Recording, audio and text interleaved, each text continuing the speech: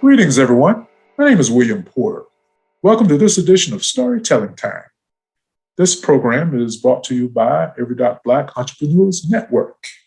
And we're happy to have with us again today, Lou Everett and Sherry McManus of the Lou Everett Group. And of course, Lou and Sherry were with us last week, and we started talking about the series, John C. Maxwell series of the 15 Invaluable Laws of Growth. And I have my copy right here, and I've been reading it faithfully over the last 2 or 3 months, ever since your Mastermind series, which started, I believe, I think as early as the latter part of September. But anyway, for those individuals watching and listening who maybe did not get to know or hear you as you expressed what you do professionally, again, tell everybody about your business. Sure. Sure, yeah, you did this last time. Well, you can do it this time, however you want to do it. Yeah. Oh, yeah, you can do it. I can do it. That's fine. Yeah. No problem at all. So Sherry and I are a husband and wife duo. We are the Lou Everett Group. We're business and executive leadership coaches and corporate trainers. Our focus is to help small businesses, as business owners specifically, and professionals in the corporate world, to achieve over a 500% growth in their business and professional life through our proprietary coaching system, and through things like the mastermind that you attended and things like that, beginning with personal growth. And our passion truly is to help transform today's leaders. Okay, well, great. Well, the last time, if you remember, and I'm sure you do, we finished talking about the environment and how important the environment is to contribute to all of our personal growth. Mm-hmm. And we also mentioned, of course, that sometimes that's easier said than done. It's quite challenging for some people to get into that right environment, but it's really necessary. But this week, we want to start with Maxwell's seventh law. And his seventh law is the law of design. The law of design. And I have a pad here that I've probably shown you before. And every day I write down what I plan to do during the course of a day. And I'm sure no one can quite understand it like I can, which is intentional, by the way. Yeah, that's right. But the important thing is that I understand it. But the thing is that as I read through Maxwell's chapter on design, the law of design, what I got from it was that it's all about planning. Would you agree with that? And tell us about this law of design that Maxwell was talking about. Mm-hmm. Yeah, the law of design, as Maxwell states, is to maximize growth, right? Not just growing and then kind of being stagnant, but to maximize growth and develop strategies to do it. And the way you go about doing that is to plan accordingly. Plan your growth out. What are you going to do tomorrow, the next day, next month, next quarter as business owners, or next year? Especially as we are now approaching the new year. We should have, what are you doing? What is your plan? Have you sat down and evaluated how the year went? Or do you plan on doing that so that you can make a plan accordingly to maximize your growth moving into the first quarter of the year? And on a personal side, the same thing, even if you don't own a business. What is your plan for personal growth? How are you going to strategize on that? Now, again, like anything else, it's not easy. I mean, many of us have never really been taught that it's important to have a plan for personal growth. We just figure, well, we're just going to learn along the way, right? That's just kind of the nature of life. But that's not how it works. So you can, but to maximize that growth, you want to take and strategize it. Create a plan for your personal growth. And that's actually what was just, it's funny you say that, because that's one of the growth gaps, is that we just will happen to go in growth, or we'll just grow as we, go along in our environment, and that's the assumption gap. And that goes along with the law of awareness. So even though, subconsciously we're going through it, but when you go through this book chapter by chapter, you'll see that how relatable it is. It's like, oh, okay, I can see that. I do that. And then, but good thing is that there's a way to have a plan to go forward. And this is what the law of design is, that, every time we have a vacation, right, we plan it out. You plan every little detail, every little thing that you want to bring, clothes, shoes, you name it. Imagine it, we feel it, we put it in the suitcase, and we plan those out. Well, the same concept is the same thing we should do with our growth as well. And we don't think about that. We just don't. But again, it goes back to awareness, intentionality, growth, reflection. All of these is all intertwined into one another. So that's why this book is so valuable. Once you realize this, then things start kind of bubbling up and realizing of how amazing this book is. Yeah, you mentioned this last week that the New Year's resolution that people make very seldom materializes, at least over a long length of time.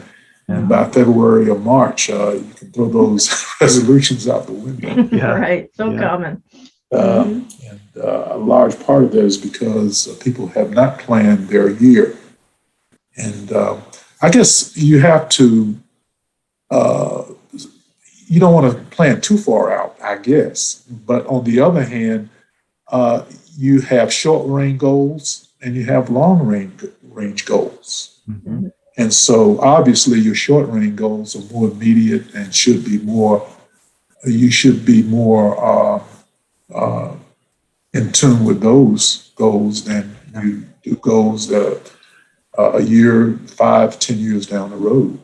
So it's just like a car. It's like a vehicle, right, Dr. Porter? I mean, if you're going on a vacation, as an example, and you're planning accordingly, you'll make sure that you're driving to a location for a long distance. You're going to get the oil change. You're going to have the mechanic check all of your fluids. You're going to make sure everything's tightened up. Your brakes are good. You're going to fill it up with gas, and then you're going to be ready for as best as you can for this travel. Well, same with us as people. Okay, you can't have goals and ideas and things you want to accomplish without you. I mean, you need you to make that happen, right? So we've got to invest in us just as much as we invest in that vehicle prior to a vacation.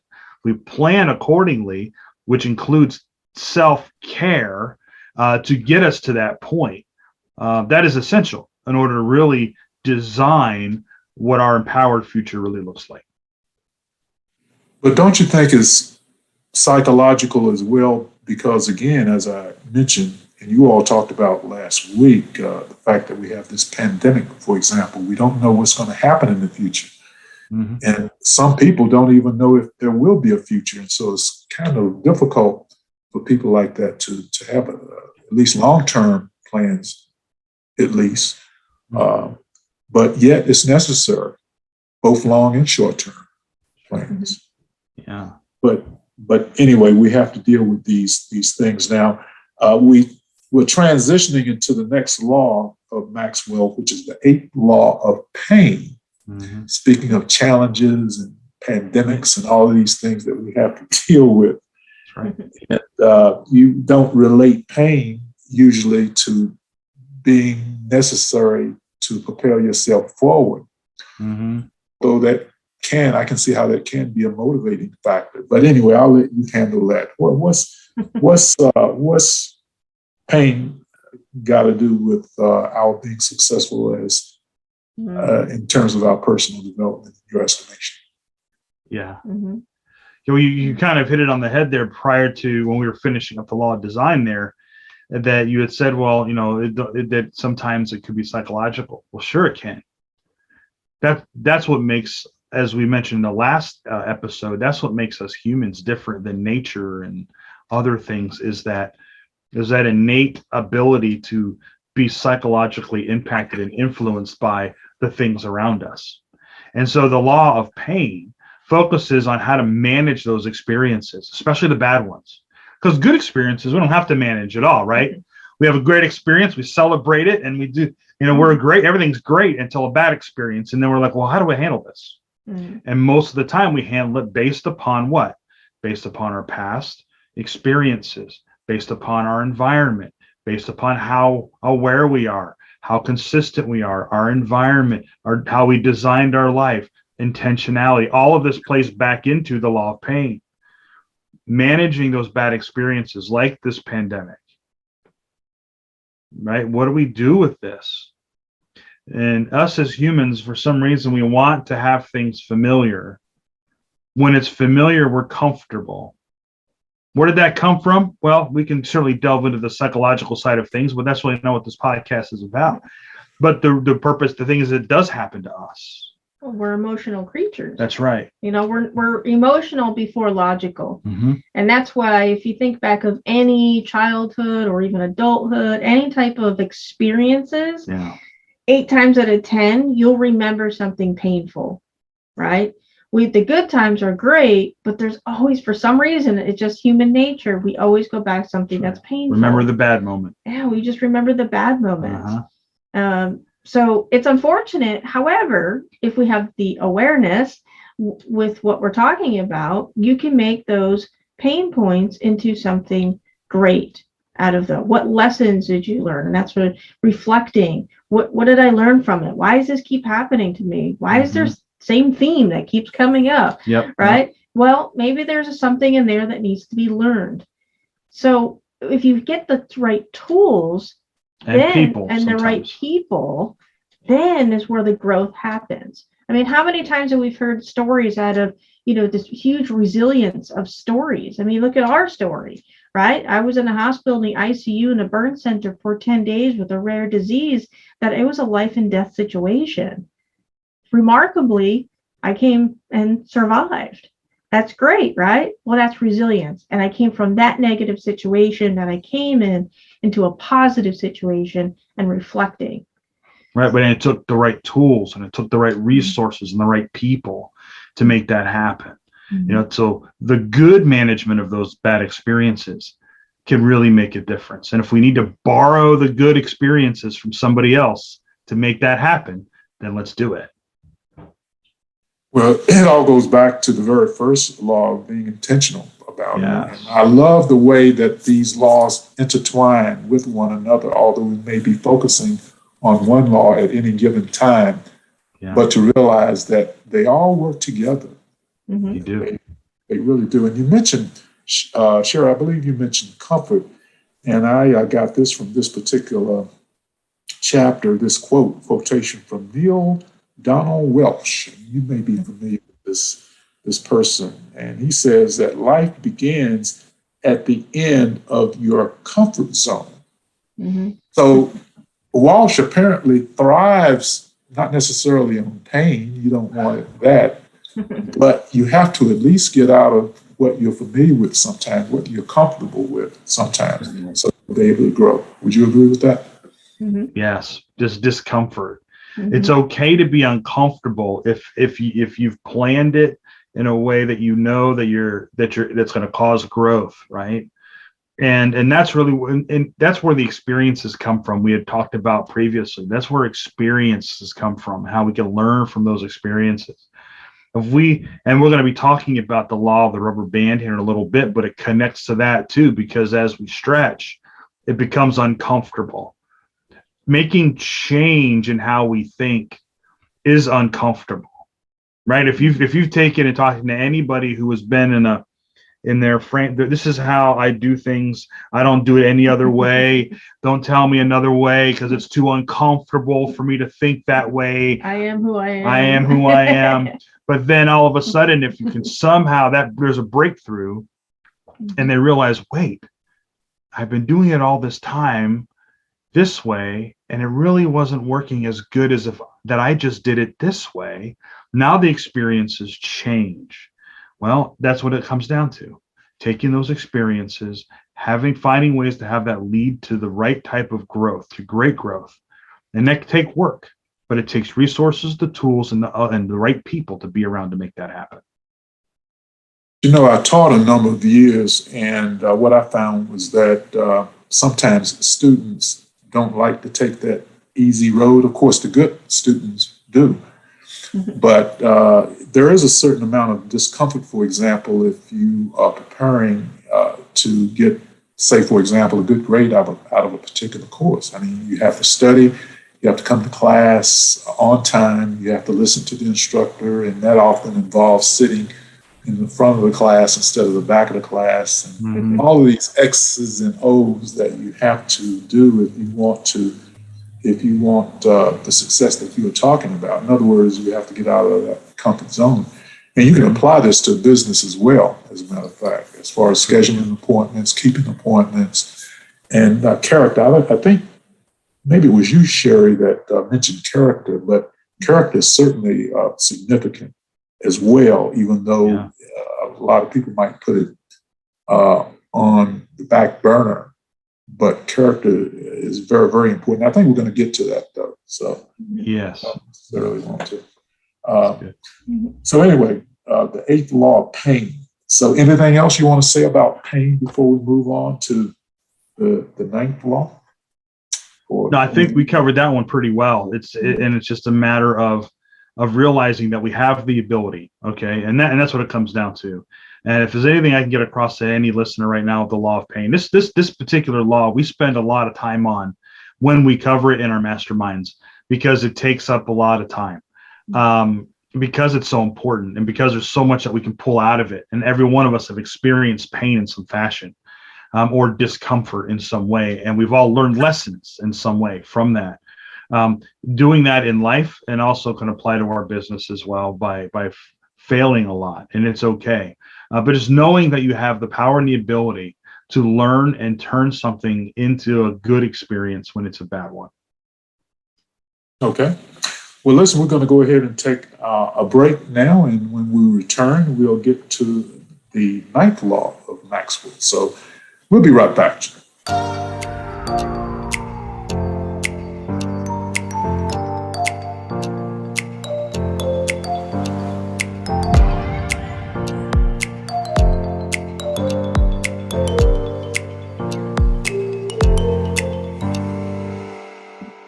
Welcome back. We're here with Lou Everett and Sherry McManus of the Lou Everett Group out of Raleigh-Durham, North Carolina.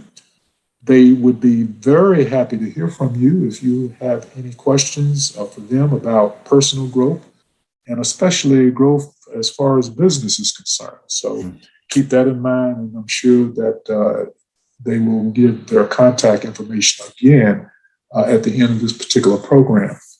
But let's move on to the 9th law of Maxwell, and that is the law of the ladder. That was very interesting to me. It was more challenging even to remember the law of the ladder. I didn't understand initially why he used the ladder, for example, although I kind of thought to myself that, well, a ladder has to do with growth. You're stepping upward, right? Yeah. But you can also go another direction on a ladder as well. But either way, what I got most from this chapter was the fact that character determines growth. And I think we touched on that. We're getting ready to touch on that a minute ago. So tell us about this particular statement: character determines growth, as it relates to the ladder that Maxwell was talking about. Yeah.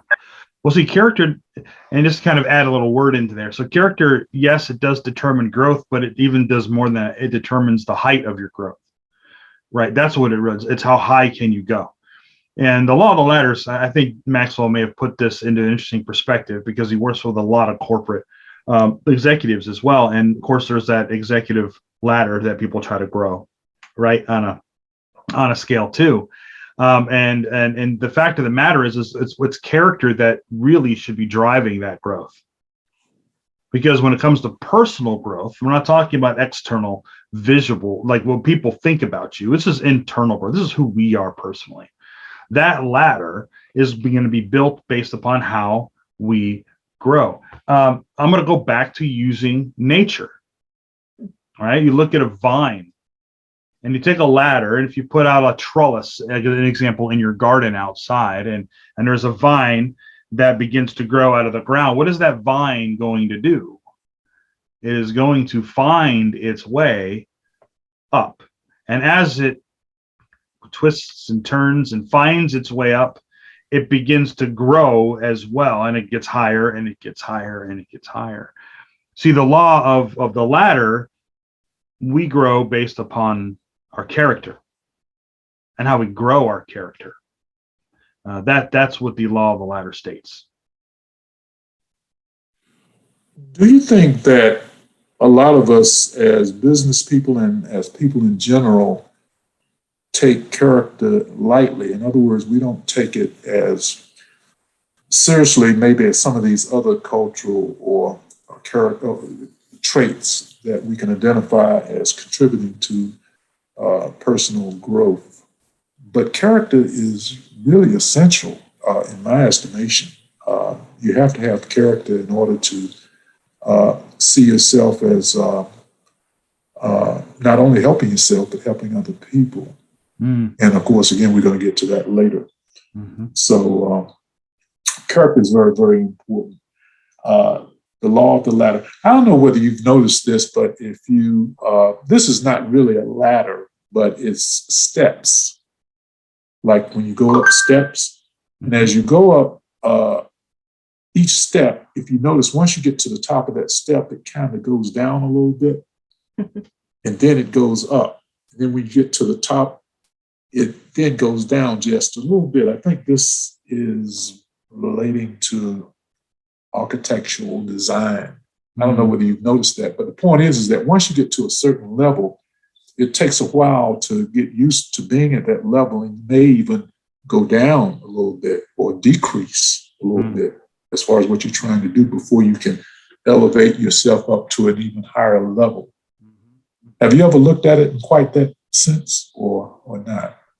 No, I think it's a very good analogy because it makes us pause at that level. And once you make those steps and you've grown, in that analogy, it's time to now let's look at it. Let's reflect. Going back to the law of reflection, let's reflect. How well are we doing? How well are we not doing? Which direction should I go now to move up the next rung on the ladder or the step in my character growth in order for me to continue to see the residuals of this great growth? And I think it's important for us to really look at what that means to us. We need to personally identify and define what we believe is great growth. What does that mean to you personally? To some people, that means, well, a lot of money, or it means a lot of fame, or it means that my business is taken off and I don't have to worry about it. Whatever that great growth means is going to really be important for you and determine what your character is going to be. That's really what it comes down to. Character is something that's an internal component that visualizes itself externally based upon action. Who you are inside will eventually show on the outside, right? That's what character is. And I think it's imperative for us to know, and I love your point, Dr. Porter, that you said it's also how we relate with other people. We can't forget that. We can't forget that our growth certainly relies upon other people. There is this ideology and humanness right now in mankind and people in general that stipulates, I don't need people. I am who I am, and I don't care what anybody else thinks. Or self-made millionaire. Or the self-made millionaire analogy, when there's no such thing.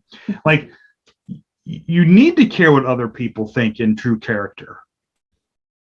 We're not saying that you have to abide by what they think, that you have to bow down to what they think. It means that your character is what you do influences other people, and it can influence them in one of two ways, in a negative way or a positive way.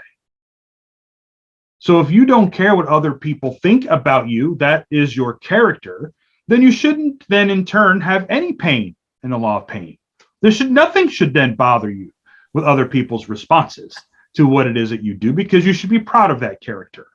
So the question I'm going to leave you with on this is, are you proud of your character? Okay, great.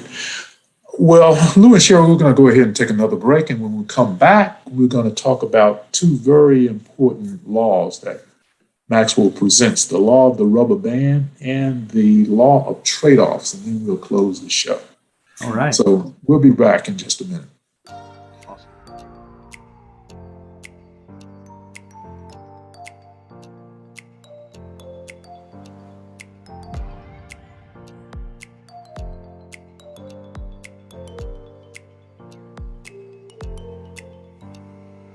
Welcome back.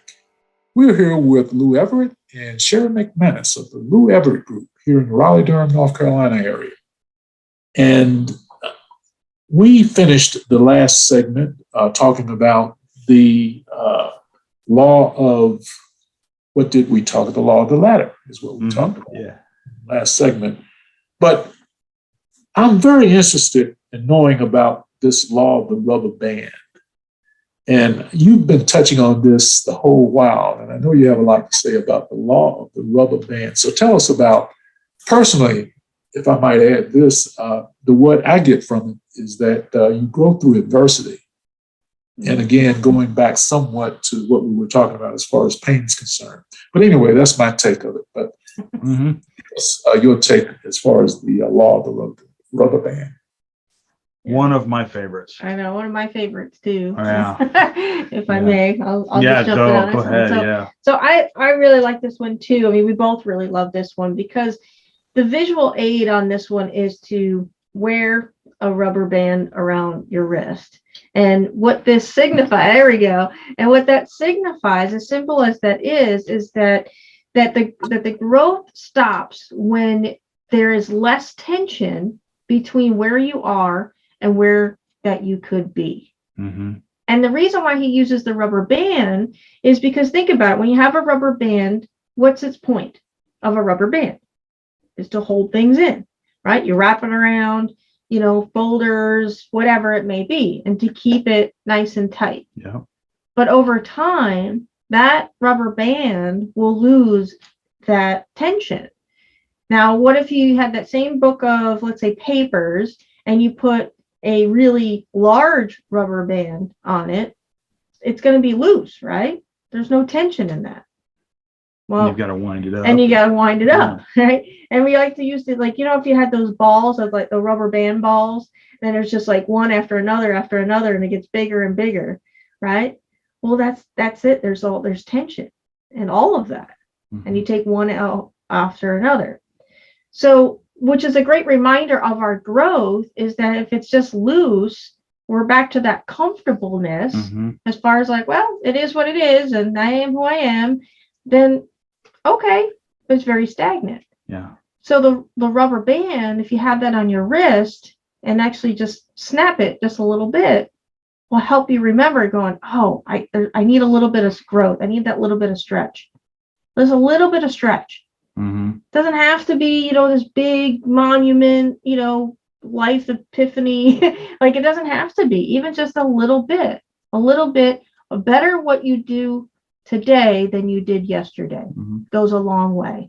And in business sense is that 1%. If you can have a dial of a little knob and hit that little bit to the right or left, that's all that you need. That's all we're talking about here.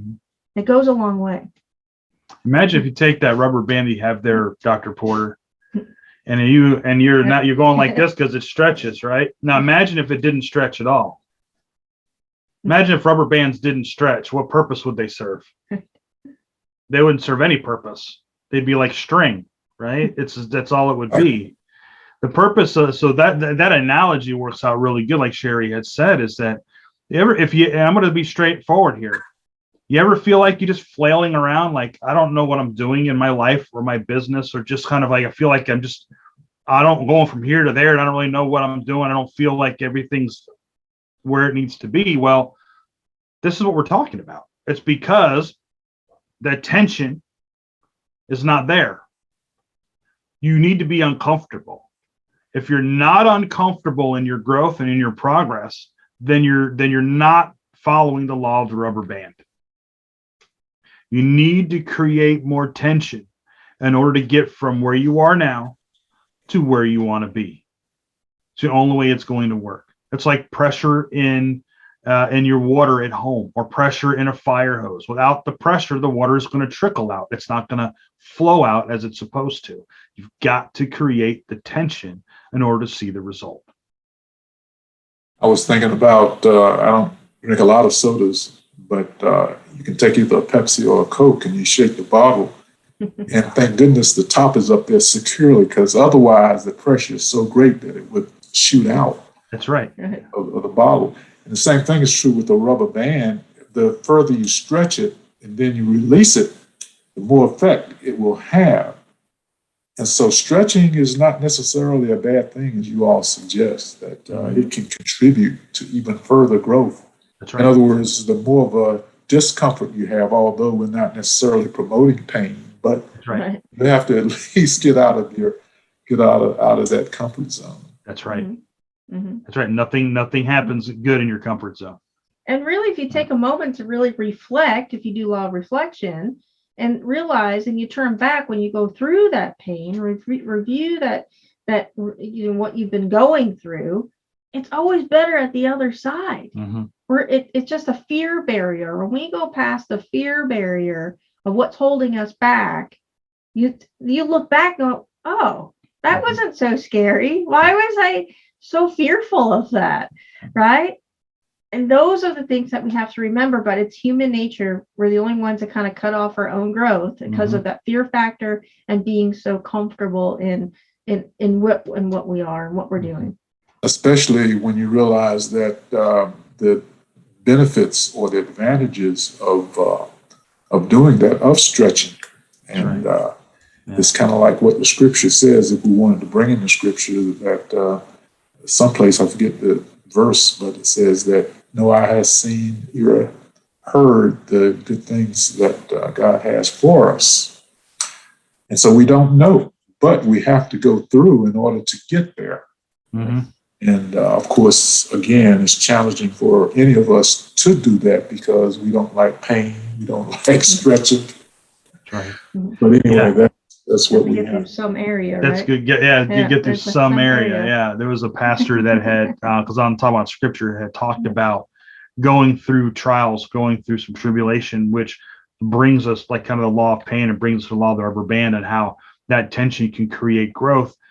You know, and how the apostles, Jesus said, we need to go to a certain, in scripture, we go to a certain area for preaching, but Jesus said, we're going to go through Samaria, which was very uncommon in historical figure, because Samaria was not a place that Jews would go, and they would not go through that area. They would have to go around. They'd take the long way to avoid that area because of the tension. But Jesus said, go through Samaria. So the pastor said, sometimes we have to go through some area of our life. And that's exactly what this is, right? And that's what creates that long-term growth, for sure. You know, the same is true as with giving. And we don't have time to get into this, but the more you give, the more you will receive.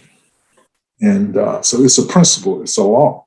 But if and some people say that you can't get anything if your hand is closed. Yeah. But if it's open, then things will go out, but and they'll come in. Things will come back. That's right. Yeah, I love that. It leaves room. Matter of fact, that's John Maxwell uses that. He uses that a lot. He does, yeah. Yeah, as a matter of fact, we're not going to get to it, but that the 15th law, the law of contribution. Mm-hmm. Right, exactly. It helps with that as well. Yeah. Exactly. Well, let's move on to this law of trade-offs, and then we're going to need to close the show because time is waning. Yeah.